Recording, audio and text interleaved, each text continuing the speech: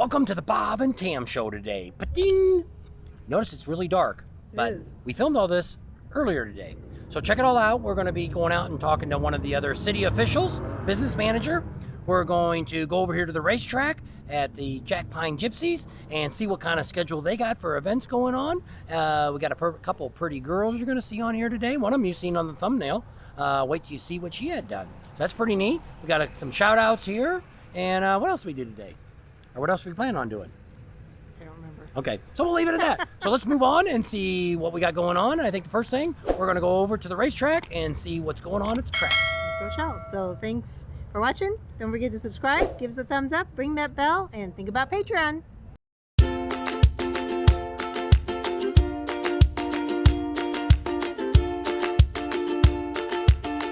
Hi everyone, this is Kat with the Sturgis Area Chamber of Commerce and Visitors Bureau. I want to welcome everyone to our little pre-rally rally. Please feel free to stop by the Welcome Center here. I have maps, programs, I've got listings of the concerts going on downtown. My website is sturgisareachamber.com. Feel free to email me, assistant@sturgisareachamber.com. I am more than happy to forward a listing of rally rentals. There's still time. I have a few left there. I think folks are out there still renting out, so you can find some place to stay. And I also have some campground information as well, so you can get them called and get your place to stay before you head out here. We're looking forward to seeing you. We at the Jack Pine Gypsies encourage all and everyone to come to our week-long events during the rally. We have flat tracks, hill climbs, and motocrosses, and we like people of all ages to come join us and have a great time. And this is where the rally began, and we would love you to come check it all out. Sure, Daniel Ainsley, I'm the city manager for Sturgis, and we're in beautiful Sturgis, South Dakota. There we go. So what's coming up in a couple weeks? I'm not sure, but no, in a couple weeks is our 81st annual City of Sturgis Motorcycle Rally. So everyone's excited. There's a tremendous amount of buzz in the community.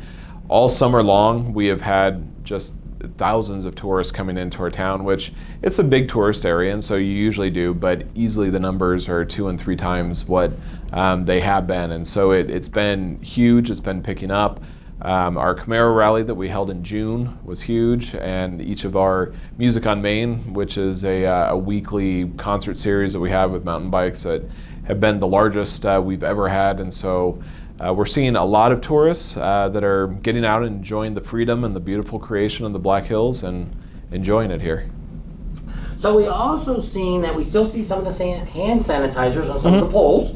So I'm assuming a lot of that's going to continue this year. Yeah, there's still some precautionary measures. And I mean, some things that I think everyone has just learned from the pandemic, just trying to be a little cleaner about it. And so we will continue to have hand sanitizer up. But a lot of the measures that we put into place last year for the pandemic are not going to be in place anymore. So, for example, whenever you're meeting with city staff, if you were within 6 feet last year, then the city staff were supposed to wear masks. We're not doing that this year. We, of course, have opening ceremonies, and of course we didn't have that last year because you didn't want to have large crowds, but we have all sorts of opening ceremonies. We have closing ceremonies now for the first one. We have several parades.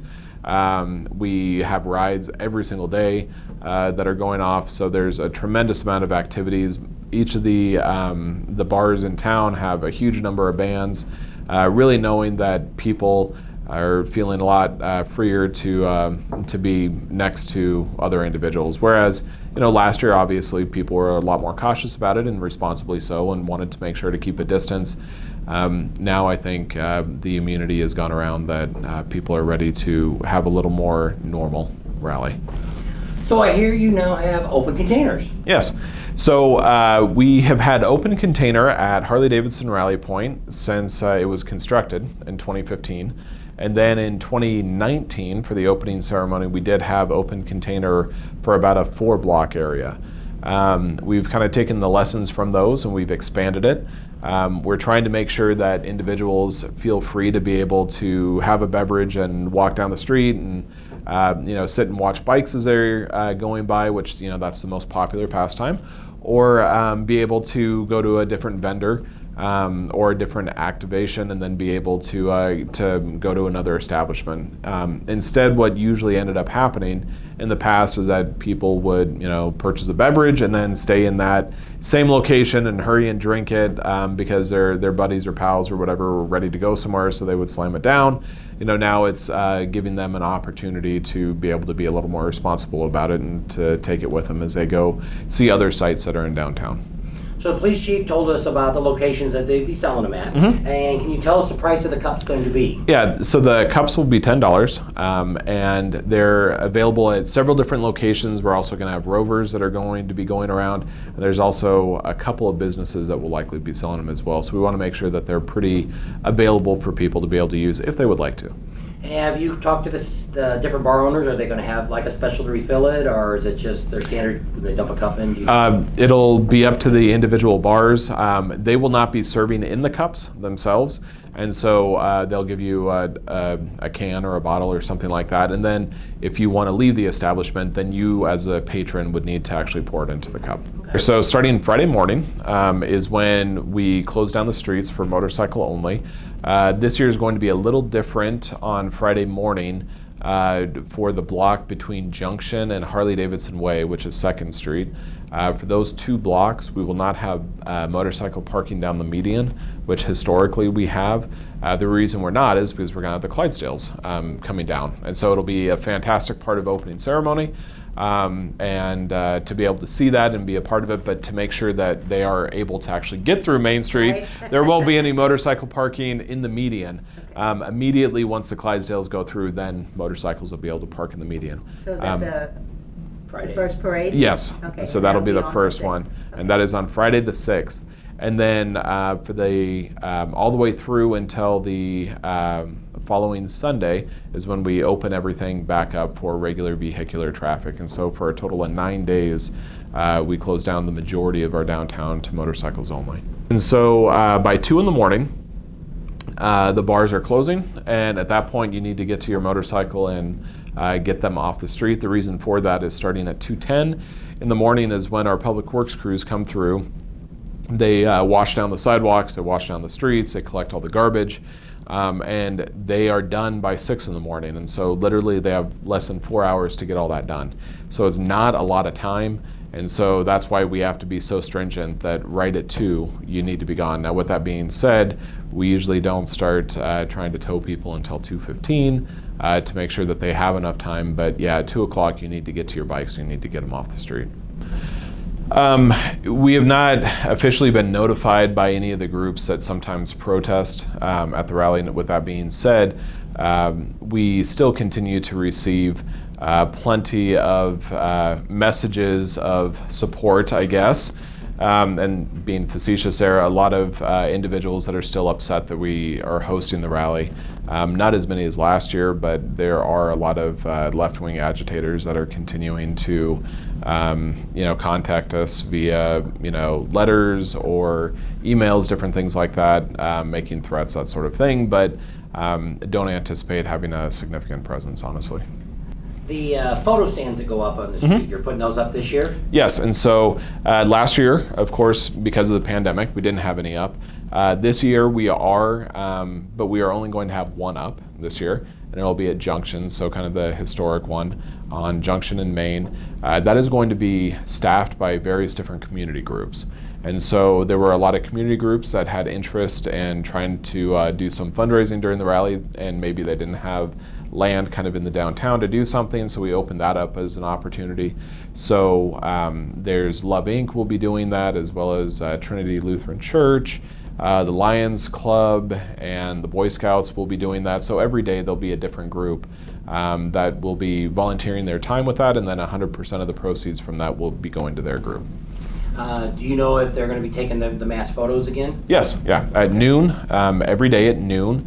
So starting Friday and going through Saturday at noon at Junction in Maine, we're going to be doing the group photos, and I'm sure they're going to be historic in size. They can get back far enough to get a picture yes. of everybody that's going to be in the picture. We're happy that everyone's coming to Sturgis. We love welcoming people every year. I think the vast majority of our residents love seeing this. It almost seems like it's a reunion time. Just know that like everywhere in the nation, but probably more specific here, there's a significant labor shortage. So all of our restaurants and gas stations and everyone, they are stretched thin, and they have been working for months now with the increased amount of tourism and honestly very few people. So if you can just have a little extra patience, everyone's working as hard as they can, and we welcome everyone to our city and to our great state. Just know we're trying to provide you as great service as we can. It just might take a little longer than in years past.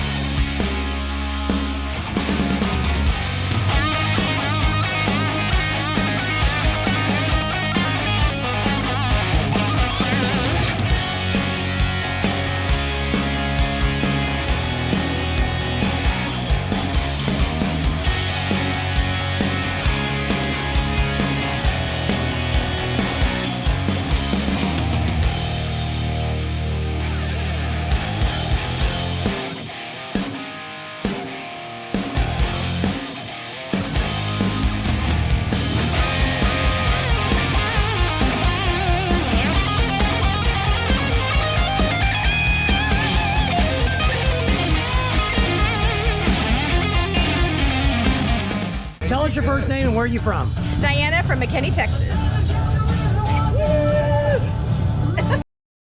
You know, this was filmed on Sunday. Hopefully you watched our live that we had yesterday. That was pretty good. We also had that other one out there. We made it out there to Montana, Topless Tuesday.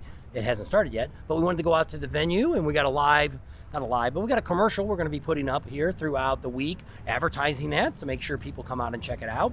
It's been really crazy. This today has been as busy as Friday of the rally. Yeah. So if this is any indication, holy smokes. That's all I'm going to say. The clouds are starting to clear up here. The haze, not so bad today. A lot better than it has been the last couple of days. Yeah. So we'll have to see tomorrow when we get up. A lot of times in the evening it clears up anyway, and then it kind of gets bad again. But we're actually able to see the mountains now, where before you could just barely see the outline. So the weather is getting better, but the other bad news is it's getting hotter. Supposed to be in the 90s.